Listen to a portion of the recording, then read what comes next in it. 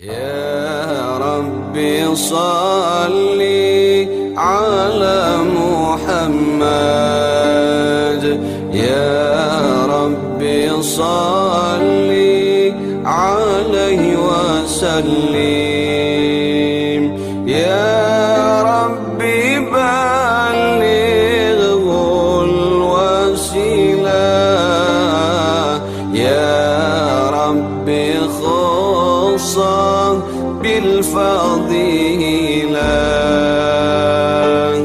Alhamdulillah rabbil alamin wassalatu wassalamu ala asyrafil anbiya wal mursalin habibina wa syafiina wa qurratu a'yunina wa maulana Muhammad tibbil qulub wa da'iha wa afiqil abdan wa shifaiha wa nuril absar wa diyaha wa qutil arwa wa gidaiha wa ala alihi wa sahbihi.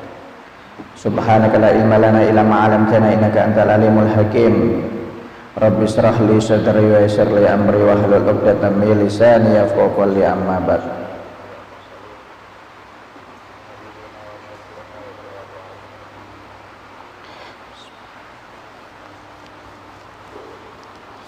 Bismillahirrahmanirrahim. Wa qala musannif rahimahullah ta'ala anhu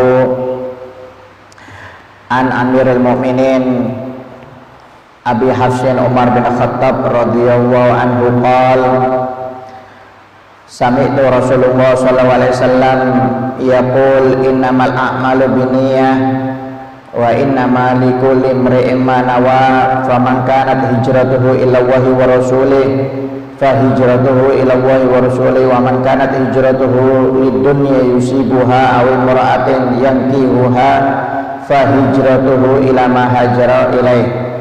Rawahu Bukhari wa Muslim.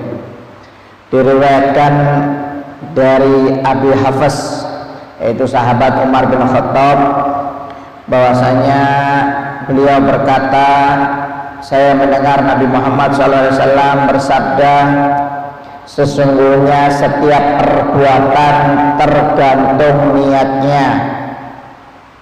Sah atau tidaknya perbuatan amal tergantung dari niatnya, dan setiap seseorang akan didasarkan apa yang dia niatkan. Barang siapa yang hijrahnya karena Allah Subhanahu wa ta'ala dan karena Rasul, maka hijrahnya akan dihitung untuk Allah dan Rasulnya. Barang siapa yang hijrahnya karena dunia yang dia cari atau karena perempuan yang ingin dia nikahi, maka hijrahnya sesuai yang dia niatkan. Diriwayatkan oleh Imam Bukhari dan Imam Muslim. Ya. Hadis ini diriwayatkan oleh sahabat Sayyidina Umar bin Khattab. Ya. Sayyidina Umar bin Khattab ini adalah termasuk sahabat istimewa, termasuk sahabat paling afdol, nomor 2 setelah sahabat Abu Bakar As-Siddiq. Ya, jadi Sayyidina Umar ini adalah sahabat yang istimewa, yaitu khalifah kedua dari Sayyidina Abu Bakar As-Siddiq, yaitu sahabat Umar bin Khattab. Ya. Umar bin Khattab ini dipanggil Abi Hafs, yaitu ayahnya Hafs. Hafs itu anak perempuan dari Sayyidina Umar yang menikah dengan Nabi Muhammad SAW. Jadi Sayyidina Umar ini termasuk mertuanya Nabi. Jadi bukan sahabat Abu Bakar saja. Sahabat Abu Bakar punya anak Siti Aisyah menikah dengan Nabi. Begitu juga Sayyidina Umar punya anak Hafs, itu juga menikah dengan Nabi. Jadi sahabat Abu Bakar dan Umar ini adalah mertua Nabi Muhammad. Sedangkan sahabat Sayyidina Utsman dan Sayyidina Ali menantu Nabi Muhammad SAW. Kalau Sayyidina Utsman menikah 2 kali dengan anaknya Nabi Muhammad, maka didapat julukan Dzunurain, yang memiliki dua cahaya. Setelah anaknya Nabi Muhammad yang dinikahi pertama meninggal, kemudian menikah lagi dengan anaknya Nabi Muhammad yang kedua Sayyidina Utsman bin Affan ini. Ya, maka dapat julukan Dzunurain, yaitu yang memiliki 2 cahaya karena pernah menikah 2 kali dengan anaknya Nabi Muhammad SAW. Jadi setelah anaknya Nabi Muhammad yang meninggal, yang satu kemudian langsung dinikahkan lagi oleh Nabi Muhammad dengan anaknya yang perempuan yang lainnya. Ya, nggak pakai pilih-pilih Nabi, maksudnya nggak pakai panjang mau dicarikan menantu lagi, enggak. tahu anak yang satu meninggal ketika menikah dengan Sayyidina Utsman, langsung yang satunya suruh menikah lagi dengan Sayyidina Utsman lagi. Ya. Berarti kalau orang sudah pilihan Nabi ini berarti orang istimewa Pak, nggak sembarangan orang. Ya kalau sekarang kita kan jangankan ini Nabi, kelas Nabi, jangankan kelas Nabi, kita loh kalau mau menikahkan anak kita kadang-kadang masih mikir-mikir sesuai diseleksi dulu, termasuk kriteria nggak ini, pendidikannya apa, kerjanya apa, kita masih banyak mikir. Ya kalau Nabi enggak, pokoknya tahu ini orang baik, bismillah sudah. Ya, dan yang kedua Sayyidina Ali bin Abi Thalib. Jadi khalifah yang pertama dan yang kedua adalah mertua Nabi Abu Bakar dan Umar. Khalifah yang ketiga dan keempat adalah menantu Nabi Muhammad SAW, Sayyidina Utsman dan Sayyidina Ali bin Abi Thalib. Ya, Sayyidina Umar ini sahabat yang istimewa.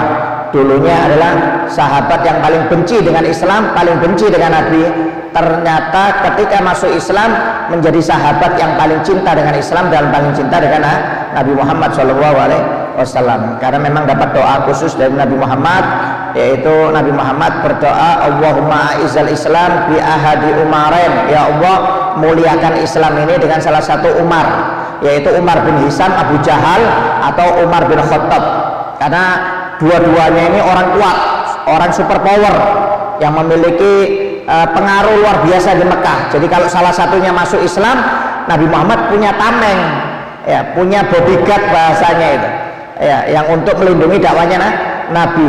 Jadi Nabi memang berdoa untuk salah satu orang, dua orang ini untuk bisa masuk Islam. Ya. Dalam riwayat sebenarnya doanya kepada Umar bin Hisam, Amr bin Hisam, yaitu Abu Jahal.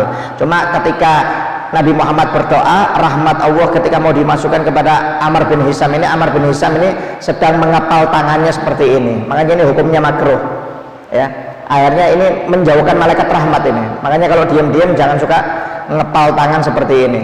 Ya, karena ini juga cara doanya orang non muslim, nggak bagus. Cara ngepal seperti ini nggak bagus. Ini dalam riwayat ini. Jadi ketika rahmatnya Allah SWT mau masuk kepada Abu Jahal sedang seperti ini. Akhirnya rahmatnya Allah Ta'ala pindah kepada sahabat Umar bin Khattab. Akhirnya Sayyidina Umar yang dapat hidayah. Padahal dulu paling benci dengan Nabi Sayyidina Umar itu, Umar bin Khattab itu. Ya, langsung menjadi sahabat yang paling mulia, mengucapkan dua kalimat syahadat di depan Nabi Muhammad SAW. Kemudian setelah mengucapkan dua kalimat syahadat langsung berdiri di depan Ka'bah, dipanggil seluruh penduduk Mekah. Ya, dia memberi informasi bahwasanya dia telah masuk Islam. Barang siapa yang berani mengganggu Nabi Muhammad, maka siap-siap anaknya jadi yatim, istrinya jadi janda. Semenjak itu nggak ada yang berani mengganggu Nabi Muhammad dalam dakwah. Biasanya Nabi dakwanya sembunyi-sembunyi di dalam rumah. Ya, tapi ketika Sayyidina Umar masuk Islam, dakwanya Nabi terang-terangan sudah. Ya, karena orang super power. Jadi banyak orang takut dengan Sayyidina Umar bin Khattab. Ya. Sayyidina Umar bin Khattab, ya. Jangankan manusia Pak, setan takut. Ya, dalam riwayat hadis sahih, Sayyidina Umar kalau lewat di suatu jalan, kemudian setan dalam satu jalan tersebut, setan lari cari jalan lain. Setan takut cari jalan lain, saking takutnya dengan Sayyidina Umar bin Khattab, kata Nabi Muhammad SAW. Ya, jangankan manusia, setan itu takut dengan Sayyidina Umar, apalagi manusia. Wah, keras orangnya, tapi kerasnya sesuai syariat, nggak pandang bulu. Ya, pokoknya orang yang sudah kurang ajar dengan Nabi, merangi Nabi, dihabiskan oleh Sayyidina Umar bin Khattab. Sampai ada salah satu orang Yahudi jadi tawanan perang. Ya, jadi tawanan perang. Orang Yahudi ini pintar dengan ilmu aljabar, matematika. Ya, bahasanya hitung-hitungannya pintar, hebat, memang terkenal dengan ilmu matematikanya. Ya, jadi ketika dipegang oleh Nabi, ketika terjadi perang, ditahan ini orang Yahudi. Ya, akhirnya dipanggil Sayyidina Umar dan Sayyidina Abu Bakar As-Siddiq, dimintai pendapat. Ya, kata Rasulullah, wahai Umar dan Abu Bakar, ini orang Yahudi tahanan perang kita, tapi dia punya kelebihan ilmu, yaitu ilmu matematika. Gimana mau diapakan ini orang enaknya? Kalau kata sahabat Abu Bakar, jangan dibunuh ya Rasulullah, ditahan aja, kemudian kita kumpulkan orang-orang yang nggak bisa hitung-hitungan supaya dia jadi gurunya. Ya, kalau kamu Umar bunuh, nggak manfaat ini orang. Kata Sayyidina Umar. Kalau Sayyidina Umar nggak pakai bunuh, ini orang nggak manfaat, ya, bahaya nanti. Ya, bahaya. Lebih baik langsung kita bunuh aja ya Rasulullah. Ini orang merangi kamu, lebih baik kita bunuh. Nggak usah kita ambil ilmunya, kita cari orang lain. Ya, kata Nabi Muhammad, minta maaf wahai Umar, aku lebih sependapat dengan sahabat Abu Bakar. Ya, makanya aku ngambil pendapat Abu Bakar, kata Nabi Muhammad SAW. Bayangkan kaliber Nabi itu pun masih musyawarah. Ya, musyawarah. Kadang-kadang kaliber seperti kita ini kadang-kadang nggak mau musyawarah. Ya, kadang-kadang mau mengambil pendapat semaunya sendiri ya, akhirnya salah. Kalau sudah salah baru minta musyawarah. Ya, nggak boleh seperti ini. Memang anjuran dari Nabi. Beda pendapat itu biasa, lumrah. Ya, lumrah. Yang penting saling menghargai. Karena setiap orang memang dari zaman Nabi sudah ada perbedaan pendapatnya beda-beda. Ya. Sayyidina Umar ini keras, saking kerasnya pun nggak setuju kalau orang Yahudi ini dipakai. Ya, ini saking kerasnya Sayyidina Umar. Bahkan di zaman Sayyidina Umar itu diriwayatkan nggak ada orang yang meninggalkan sholat berjamaah di masjid, nggak ada. Semuanya berjamaah. Semuanya berjamaah di masjid. Kalau nggak berjamaah dibakar rumahnya oleh Sayyidina Umar. Ya, coba ada Sayyidina Umar di komplek BI ini, wah nggak cukup masjidnya ini. Ya, nggak cukup. Untung nggak ada Sayyidina Umar di BI ini. Ya, Sayyidina Umar yang asli loh ya, bukan Sayyidina Umar Umaran ya. Ya, kalau Umaran di sini ya bisa masuk penjara nanti. Ya, ini saking kerasnya Sayyidina Umar. Ya, memang luar biasa. Jadi zaman Sayyidina Umar itu nggak ada sahabat yang macam-macam itu nggak berani. Yang mengeluarkan zakat dibantai kalau nggak mau mengeluarkan zakat oleh Sayyidina Umar. Betul-betul diperangi. Ya, bahkan sampai sholat berjamaah di masjid pun penuh masjid itu, nggak sepi. Ya, nggak pernah sepi. Jadi dikontrol oleh Sayyidina Umar. Tidak ada boleh yang tidak sholat kecuali di masjid. Sholatnya harus di masjid. Karena memang kata Nabi Muhammad kan dalam hadisnya, jika tidak memberatkan atas umatku, niscaya aku akan salah satu sahabatku akan aku suruh jadi imam, kemudian aku akan keliling cari rumah-rumah yang nggak sholat, akan aku bakar, kata Nabi Muhammad SAW. Nah, Sayyidina Umar ngambil dalil dari itu. Ya, karena Nabi takut memberatkan umatnya. Kalau Sayyidina Abu Bakar nggak ngurus. Ya, kalau Nabi nggak bisa ngamalkan, Sayyidina Abu Bakar nggak bisa ngamalkan, saya yang ngamalkan, kata Sayyidina Umar. Nah, ini saking kerasnya. Coba nanti diamalkan ya, kalau berani ya. Ya, jadi memang orangnya luar biasa. Sayyidina Umar bin Khattab ini luar biasa. Ya, memang orang yang luar biasa. Dan ketika jadi khalifah, orangnya sangat merakyat, selalu turun untuk mengontrol kehidupan rakyatnya. Ya, nggak pernah duduk nggak punya istana, bahasanya istana khalifah, kepresidenan itu nggak ada, nggak punya.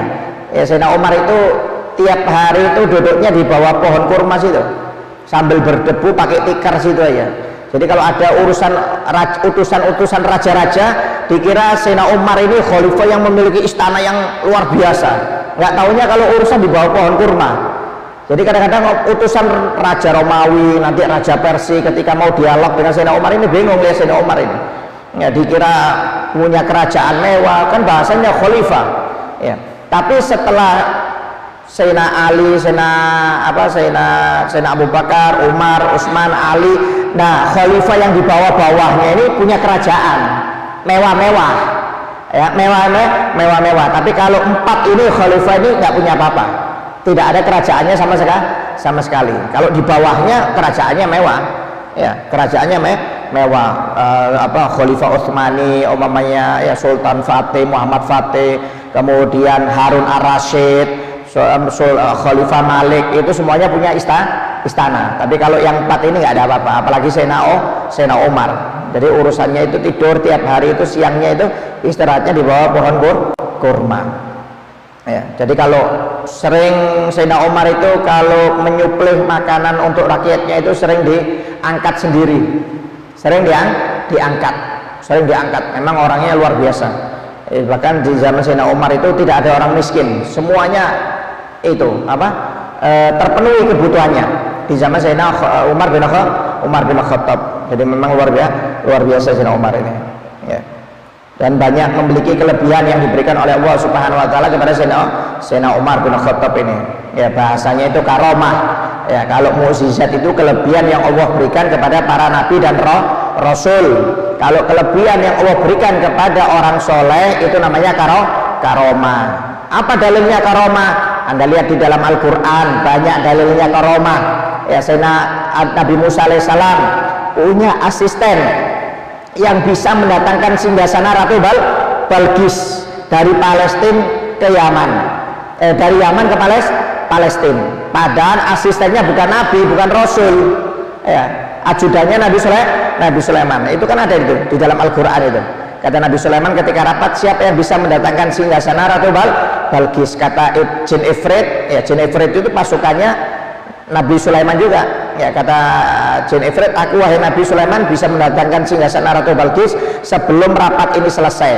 Kata Nabi Sulaiman, kelamaan. Ya, akhirnya asistennya ngangkat tangan, saya wahai Nabi Sulaiman, ana atika qabla ayyartada ilaika tarfuk.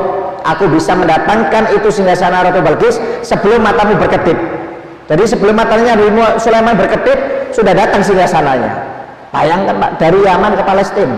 Ini bukan nabi, ini bukan rasul, ini orang soleh dikasih kelebihan oleh Allah Subhanahu wa Ta'ala. Ya, itu dalil dari karomah. Siti Maryam, Anda lihat, Siti Maryam nggak ada nabi perempuan, nggak ada rasul perempuan, nggak ada. Kalau ada orang mengatakan nabi perempuan, rasul perempuan, itu murtad dalam hukum syariat tauhid, nggak boleh. Ya. Siti Maryam bukan nabi. Ya, tapi Nabi Zakaria setiap masuk kamarnya Siti Maryam turun makanan dari langit, dari surga Pak makanannya. Nabi Zakaria tanya, dari mana kamu dapat makanan ini? Pemberian dari Allah, dari surga. Nabi Zakaria aja seorang nabi, seorang rasul nggak dapat makanan dari surga, malah keponakannya Siti Maryam yang dapat makanan dari surga. Apa namanya? Karomah. Itu kelebihan yang Allah berikan kepada hamba-hambanya yang soleh dan soleha. Sayyidina Umar juga mendapatkan kelebihan yang luar biasa dari Allah Subhanahu wa Ta'ala. Ya, sampai di Sayyidina Umar itu maaf bahasanya itu kalau dalam riwayat bisa mengetahui kejadian yang akan datang. Itu saking pinternya Sayyidina Umar bin Khattab. Jadi Sayyidina Ali bin Abi Thalib pernah dikisahkan, Sayyidina Ali bin Abi Thalib ini pernah mimpi, ya, di dalam mimpinya Sayyidina Ali itu mau berangkat sholat subuh ke masjid. Ketika berangkat sholat subuh ke masjid, didatangi oleh seorang perempuan, titip, wahai Sayyidina Ali, kamu ke masjid sholat subuh? Iya. Titip, ini tolong kasihkan kurma ini kepada Nabi Muhammad SAW. Akhirnya dibawa oleh Sayyidina Ali ini. Di dalam mimpinya ini masuk ke masjid, dikasihkan Nabi, ini ada perempuan tadi ngasih kurma, diperintahkan untuk diberikan kepada engkau satu piring. Diambil oleh Nabi, dikasih ke Sayyidina Ali, makan kurma ini. Ketika dimakan, kurmanya enak Pak, luar biasa enaknya. Sayyidina Ali nggak pernah makan kurma enak seperti itu. Akhirnya minta lagi, ya Rasulullah minta lagi. Jangan, ini masih banyak sahabat. Ya, nanti akhirnya yang lainnya nggak kebagian. Nanti kalau cukup kamu saya kasih lagi, kata Nabi. Akhirnya bangun dari tidurnya. Oh ternyata mimpi. Nggak taunya bangun dari tidurnya mau subuh. Akhirnya Sayyidina Ali sholat sebentar, setelah sholat berangkat ke masjid untuk sholat subuh. Ternyata betul ketika berangkat ke masjid ketemu perempuan tersebut, tapi di zaman Khalifah Umar bin Khattab pada waktu itu. Mimpinya itu di zaman Khalifah Umar bin Khattab. Mimpi ketika mau bangun, akhirnya mau berangkat ke masjid, ketemu perempuan tersebut. Wahai Sayyidina Ali, kamu mau ke masjid? Iya. Tolong titip kurma ini berikan kepada Sayyidina Umar bin Khattab. Oh iya, dibawa oleh Sayyidina Ali. Akhirnya dibawa. Kata Sayyidina Ali dalam hatinya, kok hampir mirip ya mimpi saya ini ya dengan kenyataan. Cuma mimpinya tadi perempuan ini ngasih untuk Nabi Muhammad, ini untuk Sayyidina Umar, kata Sayyidina Ali. Akhirnya masuk ke Masjid Nabawi, duduk ketemu Sayyidina Umar, Khalifah, ini ada perempuan titip kurma tadi kepada engkau. Akhirnya diambil oleh Sayyidina Umar, satu dikasihkan Sayyidina Ali, dimakan nggak taunya rasanya enak, sama seperti dalam mimpi.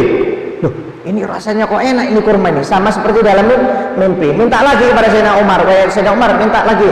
Oh, nggak boleh, karena tadi Rasulullah tidak memberi kamu.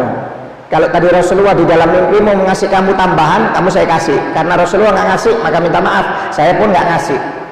Loh, Sayyidina Ali bingung, padahal belum cerita Sayyidina Ali ini. Dari mana kamu tahu, wahai Sayyidina Umar? Itulah kelebihan yang Allah berikan kepada hamba-hambanya yang soleh, kata Sayyidina Umar bin Khattab. Jadi bayangkan Sayyidina Ali ini belum cerita loh, cuma mimpi saja, itu Sayyidina Umar tahu mimpinya seperti apa. Itu memang kelebihan yang Allah berikan kepada hamba-hambanya yang soleh. Ya, makanya kata Nabi Muhammad, ittaqu firasal mu'min fa innahu yanzuru binurillah. Hati-hati kalian dengan firasatnya orang mukmin, karena orang mukmin ini melihat dengan cahayanya Allah Ta'ala, bukan dengan mata. Kalau kita Pak, maaf melihat orang ini dengan mata, tapi nggak tahu pikiran dan batinnya orang, kita nggak tahu. Mungkin di depan kita senyum-senyum, dalam batinnya kurang ajar ini orang ini, mudah-mudahan mampus. Ya, tapi di depan kita senyum-senyum, tapi dalam batinnya jelek. Tapi kalau orang mukmin yang betul-betul mukmin itu bisa melihat pikiran kita, bisa melihat hati kita. Kenapa? Karena mereka itu melihat dengan cahayanya Allah Subhanahu wa Ta'ala. Makanya kata para ulama, kalau kita ketemu orang yang soleh, ya, orang yang alim, hati-hati, jaga hati, jangan sampai kita suudzon. Kenapa? Mereka tahu di dalam hati pikiran kita ini, mereka tahu. Cuma kadang-kadang mereka nggak mau mengungkapkan, takut malu. Ya. Ittaqu firasal mu'min, kata Nabi Muhammad. Hati-hati kalian dengan pandangannya orang mukmin, karena orang mukmin ini melihat dengan cahayanya Allah Subhanahu wa Ta'ala. Jadi langsung dikasih pandangan langsung oleh Allah Subhanahu wa Ta'ala. Seperti Sayyidina Umar ini langsung pandangannya dari Allah Subhanahu wa Ta'ala. Makanya maaf bisa tahu apa yang di dalam pikiran, dalam hati, ya. Jadi Sayyidina Umar ini pernah berkata bahwasanya, aku pernah mendengar Nabi Muhammad SAW bersabda, sesungguhnya setiap amal itu sah atau tidak tergantung daripada niatnya. Ya, ini maaf hadis keluar karena pada waktu itu ketika Nabi Muhammad hijrah ke Madinah, ada sahabat yang tujuannya karena Allah dan Rasul, ada yang tujuannya karena dunia, dan ada tujuannya karena menikah. Tapi kalau dalam asbabul hadisnya ini karena ada sahabat yang namanya Ummul Qais, ya, itu ingin menikahi seorang perempuan yang di Madinah. Jadi dia hijrah ke Madinah bersama Nabi. Ini tujuannya bukan karena Allah, bukan karena Rasul. Kenapa? Tujuannya karena ada perempuan yang dia nikahi, ya. Makanya kata Nabi, kalau orang tujuannya karena Allah dan Rasul, maka niatnya untuk Allah dan Rasul. Pantas kalau dia dipanggil muhajirin, orang yang hijrah kepada Allah dan Rasul. Tapi kalau niatnya karena dunia, supaya berdagang, karena ingin perempuan, ya, yang ingin dinikahi, tidak pantas disebut sebagai muhajirin ilallah dan Rasulnya. Nggak pantas ini orang. Kenapa? Tujuannya bukan karena Allah dan bukan karena Rasul. Jadi Nabi Muhammad mengeluarkan hadis ini karena ada sebabnya. Asbabul nuzulnya salah satunya itu, yaitu ada sahabat Nabi yang berangkat ke Madinah, hijrah bersama Nabi, tapi tujuannya bukan karena Allah, bukan karena Rasul. Ya, hati-hati. Makanya kita setiap di sini diajarkan untuk mempunyai niat yang baik, ya, pasang niat yang banyak untuk Allah dan Rasul. Jangan sampai niatnya karena dunia atau karena lainnya. Karena dunia ini karena materi atau karena ingin dipuji, ya, ingin dihormati. Jangan, ya. Kenapa? Akhirnya bisa menghilangkan amal tersebut nanti. Waliyadzubillah min dzalik. Makanya kata Nabi Muhammad, niatul mu'min khairum min amalih. Kata Nabi Muhammad, niatnya orang mukmin ini lebih baik daripada amalnya. Kenapa? Kadang-kadang niatnya ikhlas, tapi kalau sudah beramal ini kadang-kadang ada sombongnya, ada riaknya, pingin pujiannya, ya.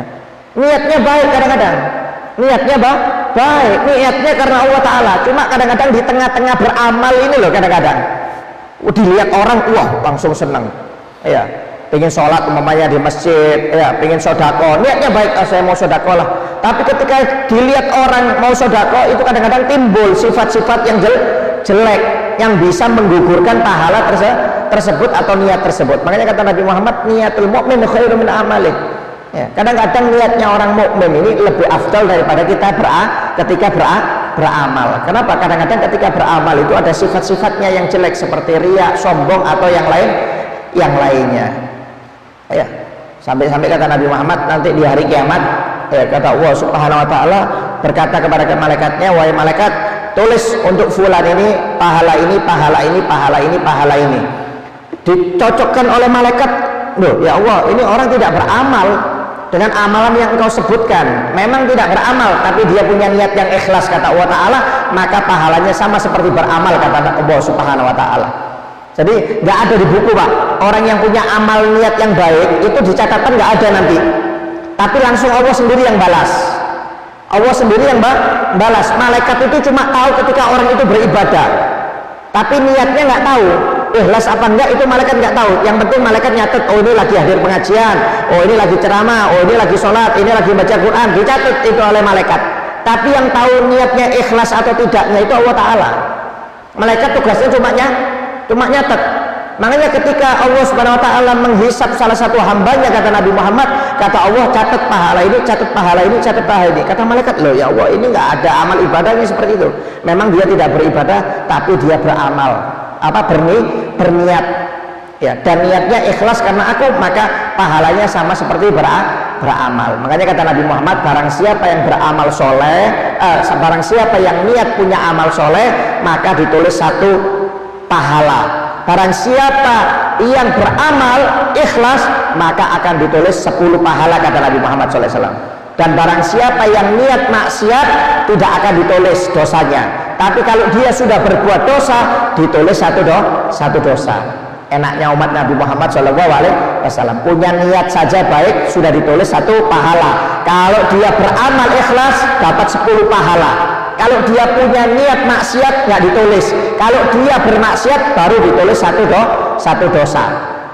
Ya, satu dosa baru ditulis satu dosa. Makanya nanti di hari kiamat itu kata Nabi Muhammad, ada orang muflis, orang rugi, bangkrut, yaitu dia tahajud, baca Quran, sodako, tapi ketika dilihatkan pahalanya nggak ada, kosong semuanya.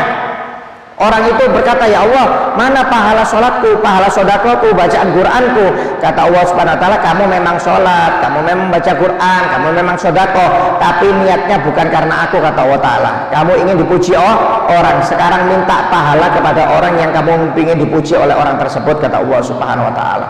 Ibaratnya Pak, orang kalau beribadah, baca Quran, sholat, sodako, dzikir atau yang lainnya, jika nggak ikhlas, itu ibarat orang kerja banting tulang tapi nggak digaji oleh majikannya, nggak ada gajinya.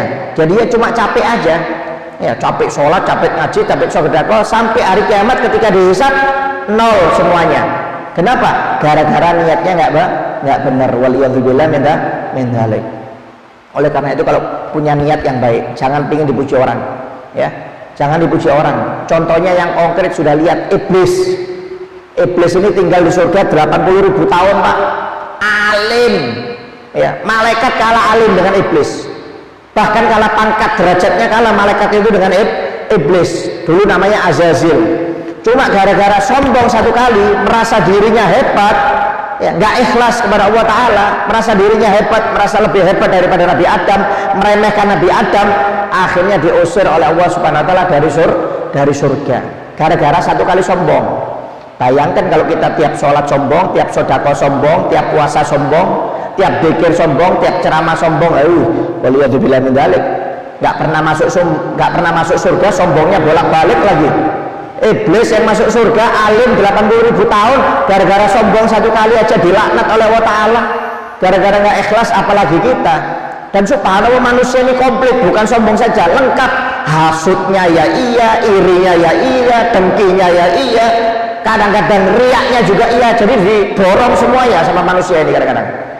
Kalau iblis saja gara-gara satu penyakit hati diusir oleh Allah Ta'ala, kalau manusia ini diborong semuanya oleh manusia waliyadzubillah min dzalik. Ya, hati-hati. Ya. Bahkan sampai pernah dikisahkan, ya, oleh Nabi Muhammad SAW, ada seorang preman bunuh 99 orang, ya, bunuh 99 orang. Dia ingin tobat, akhirnya datang kepada satu rahib, ya. Kata rahib tersebut, apa dosamu? Saya sudah membunuh 99 orang. Wah, terlalu besar dosamu, nggak bisa diampuni, terlalu besar. Karena jengkel ini orang, nggak bisa diampuni dosanya, kata rahib ini, sekalian digenapkan 100, dibunuh rahibnya. Ya, ulama dari kalangan Bani Israel ini langsung dibunuh, digenapkan 100. Ya, karena dia minta pendapat, katanya nggak bisa diampuni, ya sekalian sudah, kalau nggak bisa diampuni ditambahin, digenapkan 100. Ya. Akhirnya setelah dibunuh, datang kepada salah satu orang soleh, ya. Akhirnya diceritakan, saya sudah bunuh 99 orang ya, dan kemarin saya mau tobat dengan seorang rohib, katanya nggak bisa diampuni, ya terpaksa saya bunuh lagi. Ya, gimana pendapatmu? Saya bisa nggak diampuni? Kata orang soleh ini, kalau saya nggak ngomong, akhirnya saya yang jadi 101 ini, jadi 101. Ya, akhirnya kata orang soleh ini, ya minta maaf, kalau kamu ingin tobat, jauhi dulu kawan-kawanmu. Selama kamu kumpul dengan kawan-kawanmu tersebut, kamu nggak akan bisa tobat, bakal kumat lagi. Jauhi kawan-kawanmu dulu, kata orang tersebut, kata orang soleh tersebut. Kalau kamu ingin tobat, keluar kamu dari luar kota ini, keluar dari kota ini, musafir kamu, cari kota lain, kumpul dengan orang yang lebih baik. Yang penting nggak ketemu kawan-kawanmu yang lama di kota ini. Kalau masih ketemu kawan-kawanmu yang lama di kota ini, kamu bakal rusak lagi, kata orang soleh tersebut. Wah, ini pendapat yang bagus. Ya, katanya sudah, saya akan hijrah keluar kota untuk cari kawan yang lain yang lebih baik. Mau saya buang kawan-kawan saya yang jelek ini. Akhirnya berangkat ya Pak, berangkat keluar kota. Subhanallah, ditakdir oleh Allah Subhanahu Wa Taala di tengah jalan meninggal dunia. Di tengah jalan meninggal dunia. Datang dua malaikat adab dan malaikat rahmat, kata Nabi Muhammad SAW. Berebut, yang satu ingin narik orang ini ke dalam nerakanya Allah Subhanahu Wa Taala, bahasanya matinya su'ul khotimah, atau mungkin bahasanya ingin diadab di kubur. Yang malaikat rahmat ingin membuat orang ini supaya nikmat di kuburnya. Akhirnya kata Nabi Muhammad, bertengkar ini dua malaikat ini bertengkar. Kata malaikat adab, nggak bisa, ini kan orang ahli maksiat, belum tobat dia, belum tobat, harus diadab ini orang. Kata malaikat rahmat, enggak, ini orang sudah punya niatan untuk bertobat, berarti harus diampuni karena sudah ada niatan. Akhirnya turun malaikat yang ketiga, kata Nabi Muhammad, mendapat perintah dari Allah untuk menyelesaikan perselisihan dua malaikat tersebut.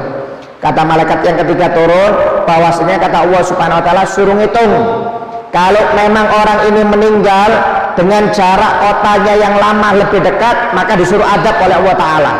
Tapi kalau jaraknya dia lebih dekat dengan kota yang mau dituju, maka disuruh ampuni oleh Allah Subhanahu Wa Ta'ala. Akhirnya dihitung oleh malaikat, ya, dihitung, ternyata jaraknya orang tersebut dengan kota yang dia tuju untuk bertobat lebih dekat. Ternyata akhirnya matinya husnul khotimah, diampuni oleh Allah Subhanahu Wa Ta'ala.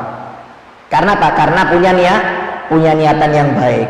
Penting Pak, jangan dianggap remeh niatannya. Bahkan dalam riwayat yang lain, ada dua bersaudara, satu saudara ahli ibadah, satu saudara ahli maksiat. Kerjanya tiap malam mabuk, pokoknya gak karuan, bertahun-tahun. Sampai suatu saat diriwayatkan, si saudara yang ahli ibadah yang tinggal di atas rumah ini, ya, dapat gangguan dari iblis. Kata iblis, kamu ini sudah berapa bertahun-tahun ibadah, rugi. Coba lihat saudaramu itu loh, maksiat, enak maksiat itu, kata iblis. Ya, enak. Kamu coba dulu, nanti kalau sudah kamu coba, kamu bisa tobat, kata iblis. Ya, iblis kan nasihatnya baik Pak. Ya, coba dulu, biar yang penting tahu rasanya. Ya, hati-hati. Coba dulu narkoba ini. Coba aja coba. Orang kan gitu. Nanti kalau sudah coba, terus sudah. Ya, coba aja coba zina mau. Coba. Nanti keterusan. Ya, kata iblis, coba dulu coba. Nanti kalau sudah nyoba rasanya, kamu bisa tobat. Enak. Rugi kamu bertahun-tahun ibadah, nggak merasakan maksiat, nggak merasakan zina, nggak merasakan minuman khamr, nggak kayak saudaramu yang satunya. Rugi yang. Jadi iblis ini ngasih bujukan lewat hatinya, pikirannya. Akhirnya si saudara ini berkata, iya ya, rugi saya bertahun-tahun ibadah terus di rumah ini. Cobalah, pengen tahu saya rasanya maksiat seperti adik saya. Subhanallah, si adiknya waktu itu telah melakukan maksiat yang sangat dahsyat, luar biasa maksiatnya. Ya, sampai dia itu saking banyaknya maksiat, pada waktu itu dia pingsan, tubuhnya ini berlumuran dengan debu dan kotoran. Ya, biasanya dia kalau bermaksiat nggak pernah seperti kotor seperti itu. Ini saking banyaknya maksiat pada malam tersebut, ya, tubuhnya itu, pakaiannya, mukanya semuanya penuh dengan debu dan kotoran. Akhirnya ketika sadar, dilihat tubuhnya ini kotornya luar biasa. Kata dia, ya Allah, ini aja dohir saya sudah kotor seperti ini, gimana batin saya, gimana amal saya kotor luar biasa. Nggak seperti saudara saya yang satunya ahli ibadah. Aduh, sudah cukup sudah. Saya ingin tobat sudah. Nggak mau bermaksiat lagi. Sudah bertahun-tahun saya hina seperti ini. Nggak dihiraukan orang. Saya mau tobat malam ini, kata si saudaranya. Saya akan pulang, ketemu saudara saya akan beribadah bersama-sama dengan saudara saya. Pulang ini si saudara ini. Masuk ke rumah mau naik, niatnya untuk tobat supaya bisa ibadah dengan kakaknya. Nggak taunya kakaknya mau turun, Pak, mau maksiat, pengen nyoba, pengen tahu rasanya maksiat. Subhanallah, ditakdir oleh Allah Ta'ala si saudara ini yang di atas ini jatuh, nabrak saudaranya yang mau naik, meninggal dua-duanya. Nggak taunya si saudara yang ahli ibadah ini matinya su'ul khotimah. Padahal dia ahli ibadah, cuma karena tujuannya maksiat dihitung su'ul khotimah oleh Allah Subhanahu wa Ta'ala. Sedangkan si adik ini yang ahli maksiat, karena niatnya tujuannya untuk tobat, matinya husnul khotimah. Dibalik tujuannya dibalik oleh Allah Subhanahu wa Ta'ala. Hati-hati ya. Kita kalau punya niat itu yang baik, takutnya ketika kita bermaksiat tujuannya matinya su'ul khotimah sesuai niatnya. Tapi kalau kita niatnya untuk ibadah ketika meninggal, maka niatnya insya Allah husnul khotimah. Penting niat ini, Pak, jangan dianggap remeh. Makanya orang-orang dulu itu maaf lebih menata hati daripada ibadahnya dulu. Mereka lebih senang menata hati dulu. Kalau orang sekarang kan enggak ya. Ibadahnya yang ditata, hatinya amburadul. Contoh, maaf, berapa banyak orang tua kadang-kadang, ayo nak, hafalan Quran nak, yang pintar supaya kamu terkenal.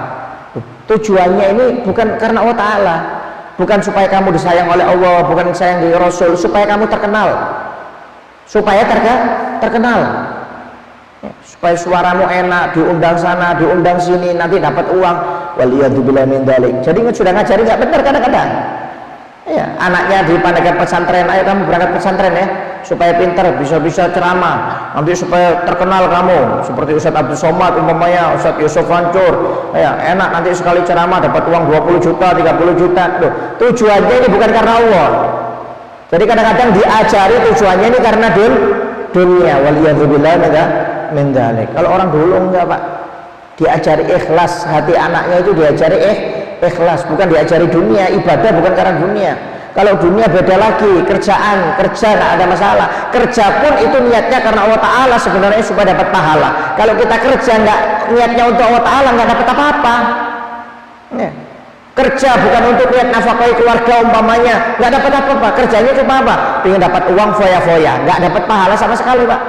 Itu urusan kerja. Bagaimana dengan urusan ibadah ya. Makanya orang dulu itu maaf, kalau Anda masuk pesantren itu ada kitab Nahu, sastra Arab, kitab Nahu pertama itu namanya kitab Jurumiyah. Kitab Jurumiyah itu kalau belajar mau huruf gundul supaya bisa baca kitab yang nggak pakai harokat, itu harus baca ilmu Nahu namanya. Dan ilmu Nahu ini fungsinya juga untuk bisa menerjemahkan bahasa Arab. Kalau orang nggak bisa ilmu Nahu, nggak bisa menerjemahkan bahasa Arab, Pak, karena nggak bisa. Sastra Arab itu susah, nggak seperti bahasa Inggris, bahasa Indonesia. Diterjemahkannya itu beda, harus dengan ilmu sastra. Dan salah satu ilmu sastra itu adalah ilmu Nahu namanya. Ya. Ini si pengarang kitab ini, kitab Jurumiyah ini, ketika mengarang kitabnya sudah selesai, dibuang, Pak, ke laut. Dibuang ke laut oleh si pengarang kitab itu sambil mengatakan, ya Allah, jika karanganku ini memang ikhlas karena kamu ya Allah, maka kekalkan karanganku ini ya Allah supaya bermanfaat sampai hari kiamat. Kata si pengarang kitab, kalau memang nggak ikhlas, hancurkan, masukkan ke dalam bumi ya Allah, ke dalam laut. Aku tidak mau karanganku tidak ikhlas. Dilempar sama dia ke laut, Pak. Dilempar ke laut. Subhanallah, ketika dilempar ke laut, besoknya kembali lagi ke mejanya. Lagi ke mejanya. Subhanallah, sampai sekarang setiap pesantren atau Anda mungkin kemana itu pasti belajar kitab Jurumiyah ya, kitab Jurumiyah. Itu ulama-ulama dahulu seperti itu, luar biasa. Pengarang Zubat, kalau Anda masuk pesantren juga biasanya ada kitab fikih dalam madhab Syafi'i, kitab fikih Zubat namanya. Si pengarang kitabnya sama, setelah mengarang Zubat, dia mengarang kitab masalah fikih, dibuang ke laut sama beliau. Sama seperti Imam Jurumiyah ini, dia berdoa, ya Allah kalau karanganku nggak kekal, nggak ikhlas, maka jangan dikekalkan ya Allah. Tapi kalau ikhlas karanganmu ya Allah, kekalkan karanganku ya Allah. Subhanallah, kekal. Jadi kalau orang sudah belajar fikih kelasnya menengah ke atas, itu kalau di pesantren madhab Syafi'i belajar kitab Zubat, dan biasanya kalau mau berangkat ke Yaman, Timur Tengah, itu harus hafal kitab Zubat dulu. Itu untuk menengah ke atas.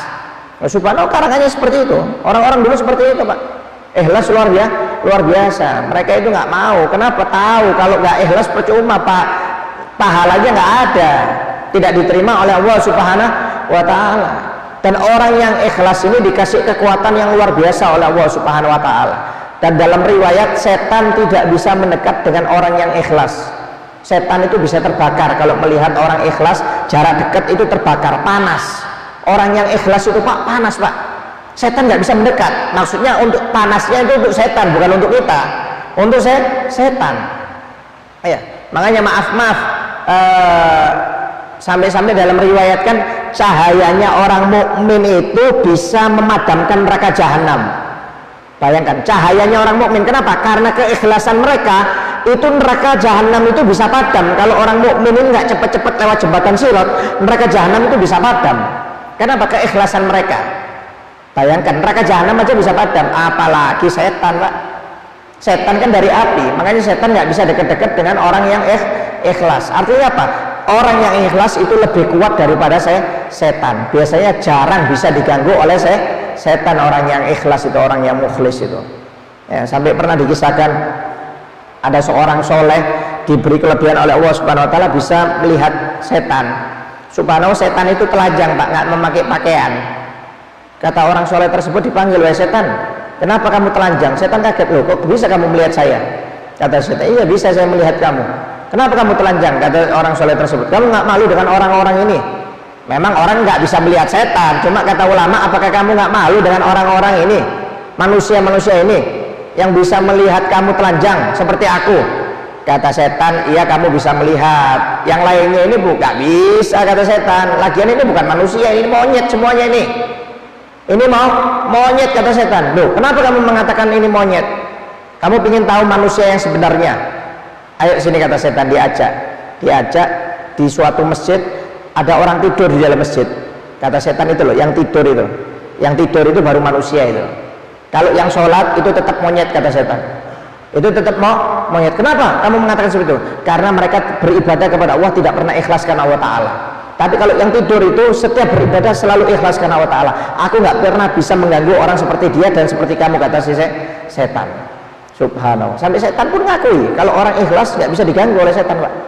Ya, tapi ya maaf kalau kita nggak ikhlas, ya langganan setan bakal ganggu kita sudah. Waliyadzubillah min dzalik.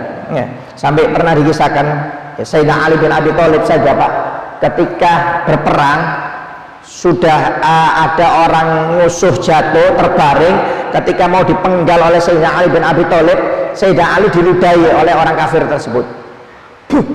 Diludahi kena mukanya. Ketika diludahi oleh kena mukanya, dilepas oleh Sayyidina Ali. Ayo bangun, lari sana. Padahal mau dipenggal oleh Sayyidina Ali. Sahabat bingung, wahai Sayyidina Ali, ini ketika kamu tadi kamu penggal, kenapa kok batal? Kata Sayyidina Ali, ketika aku mau penggal orang kafir tersebut, aku diludahi dan aku tidak mau. Aku takutnya ketika diludahi akhirnya aku penggal gara-gara aku marah dia meludahi aku, makanya aku lepas, kata Sayyidina Ali bin Abi Thalib. Tapi kalau tadi tidak diludahi, maka aku ikhlas, memang karena berperang untuk Allah Subhanahu wa Ta'ala, maka aku penggal orang tersebut. Tapi karena dia meludahi aku, nggak jadi batal, kata Sayyidina Ali bin Abi Thalib. Kalau kita, Pak, kirim salam, oh tambah disiksa orang ini, oh ini minta disiksa perlahan ini kalau berani ngeludahi ini. Ya, kalau Sayyidina Ali malah dilepas orang tersebut oleh Sayyidina Ali bin Abi Thalib. Ya. Oleh karena itu kita harus belajar ikhlas. Kalau orang ikhlas itu insya Allah balasannya besar, Pak. Balasannya besar, baik di dunia maupun di akhirat besar. Ya, sampai pernah dikisahkan ada seorang murid kangen dengan gurunya, dia silaturahmi dengan gurunya. Si murid ini nggak punya apa-apa, Pak. Nggak punya apa-apa. Ketika berangkat ke rumah gurunya, dia bawa ubi. Kata si ayah, kamu kasih gurumu itu ubi, jangan silaturahmi kepada gurumu nggak bawa apa-apa, kasihan. Bawa ubi, walaupun kita nggak punya apa-apa, kita punya ubi, bawa ya. Akhirnya dia bawa ubi, berangkat ke rumah gurunya. Ketika ke rumah gurunya, di tengah jalan ketemu temannya. Mau kemana? Wahai fulan, saya mau ke rumah guru silaturahmi. Itu buat apa ubi? Enggak, hadiah buat guru. Akhirnya sampai rumah gurunya dikasihkan, ini guru, hadiah buat guru. Oh iya, terima kasih, alhamdulillah. Akhirnya setelah ngobrol-ngobrol, gurunya ngomong sama istrinya, itu bawa oleh-oleh ubi, kita kasih apa?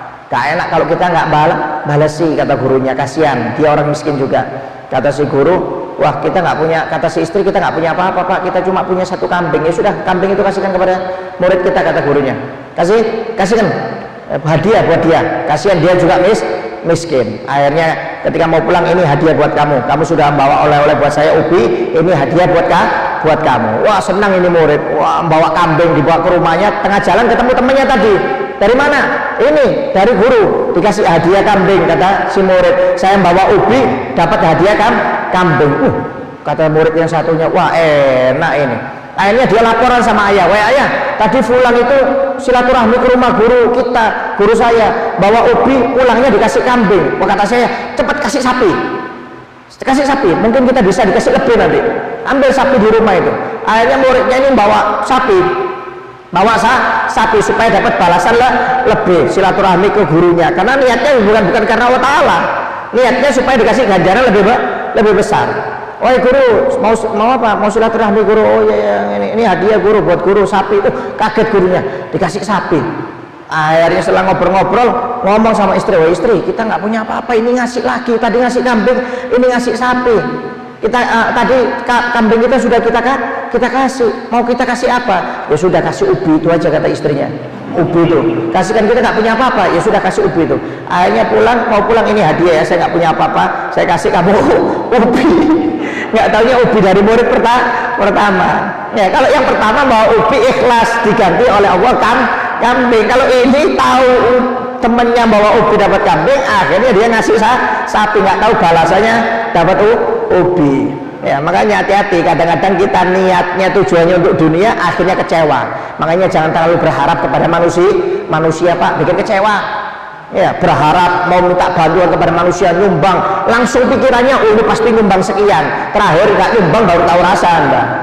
Ya, kadang-kadang yang nggak diharapkan malah nyumbang, malah bantu kadang-kadang. Makanya jangan terlalu berharap besar dengan manusia, kadang-kadang bikin kecewa. Ya, kadang-kadang bikin kecewa, apalagi kalau kita nggak ikhlas. Waliyadzubillah min dzalik. Kurang berapa menit? 3 menitnya. Sampai pernah dikisahkan oleh Nabi Muhammad SAW, ya, dikisahkan di zaman Bani Israel itu ada 3 orang itu pengembara. Mereka beribadah di dalam goa. Biasanya beribadah di dalam goa, 3 orang ini, 3 kawan ini. Subhanallah, waktu itu diriwayatkan entah terjadi gempa atau gimana, akhirnya pintu goa itu batunya dari atas jatuh ke pintu goa, akhirnya tertutup, terjadi longsor. Akhirnya mereka nggak bisa keluar untuk cari makan, karena biasanya keluarnya itu ketika istirahat untuk cari makan, nanti kembali lagi ke goa untuk istirahat, kata Nabi Muhammad SAW. Akhirnya mereka mengatakan, ya sudah, kita berdoa kepada Allah Subhanahu Wa Taala dengan doa masing-masing. Mungkin ada amal ibadah kita yang diterima oleh Allah Ta'ala, dengan harapan doa kita dikabulkan oleh Allah Ta'ala. Waktu itu ada 3 batu besar, kata Nabi Muhammad, yang menutupi goa tersebut. Orang yang pertama berdoa yaitu, ya Allah, dulu saya punya orang tua dan saya ikhlas selalu merawat orang tua saya, yang saya kasih makan, disuapi segala macam sampai meninggal dunia, ya Allah. Jika itu memang ikhlas karenamu, ya Allah, terima ibadah tersebut, ya Allah, dan tolong buka pintu goa ini. Akhirnya subhanallah, ternyata orang itu ketika merawat orang tuanya memang ikhlas karena Allah Ta'ala. Akhirnya doanya diterima oleh Allah Ta'ala, kata Nabi Muhammad, terbuka itu pintu goa. Tapi nggak cukup, karena 1 sudah terbuka, 2 ini harus terbuka. Kalau 2 ini terbuka, 3-tiganya terbuka, sisa 2 ini kalau terbuka semuanya baru bisa keluar ini orang. Akhirnya yang kedua, alhamdulillah, kata yang pertama, doa saya sudah diterima oleh Allah Ta'ala, berarti amal saya itu ikhlas. Sekarang kamu coba Kamu doa. Akhirnya yang kedua berdoa, ya Allah, saya dulu punya sepupu perempuan yang cantik ya Allah, ya, dan saya selalu digodanya ya Allah, saya selalu digoda, dan saya selalu menolak untuk digoda oleh sepupu saya yang cantik tersebut ya Allah. Jika memang ikhlas karenamu ya Allah, pekerjaan tersebut ya Allah, tolong buka batu ini ya Allah. Akhirnya subhanallah diterima oleh Allah Ta'ala, kata Nabi Muhammad, terbuka satu batu itu. Akhirnya yang ketiga doa, sekarang kamu cari amalmu yang kira-kira diterima oleh Allah Subhanahu wa Ta'ala. Akhirnya yang terakhir berdoa, ya Allah, dulu saya punya pegawai yang dimana gaji pegawainya itu selalu dititipkan kepada dia. Akhirnya pegawainya waktu itu keluar tanpa pamit sampai bertahun-tahun. Akhirnya uangnya itu dikembangkan untuk usaha sampai sukses, sampai punya ribuan ekor. Ketika orang tersebut datang untuk minta gajinya yang dulu, akhirnya aku serahkan semua ribuan ekor kambing itu dari uang gajinya yang saya putar. Jika itu ikhlas ya Allah, maka bukalah ya Allah. Akhirnya ternyata ikhlas, terbuka itu pintunya. Tiga-tiganya akhirnya bisa keluar, kata Nabi Muhammad. Kenapa? Setiap orang punya amal yang ikhlas yang diterima oleh Allah Ta'ala, akhirnya bisa menyelamatkan mereka semuanya, kata Nabi Muhammad SAW. Ya, mudah-mudahan kita dikasih ikhlas oleh Allah Subhanahu Wa Ta'ala, diberi hidayah taufik oleh Allah Subhanahu Wa Ta'ala, dan mudah-mudahan amal kita diterima dunia dan akhirat oleh Allah Subhanahu Wa Ta'ala. Amin ya rabbal alamin. Wabillahi taufiq wal hidayah wa ridha wal inayah. Wassalamualaikum warahmatullahi wabarakatuh.